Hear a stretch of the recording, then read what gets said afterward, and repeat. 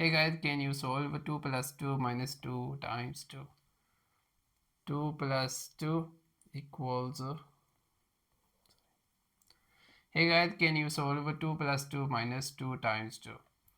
2 plus 2 equals 4 minus 2 times 2. Now 4 minus 2 equals 2, right? Times 2. And 2 times 2 equals 4. But this is not correct answer. Multiplication and division from left to right, then addition and subtraction from left to right. So solve again.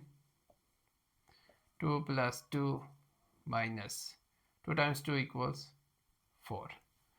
Now plus, then minus. 2 plus 2 equals 4 minus 4.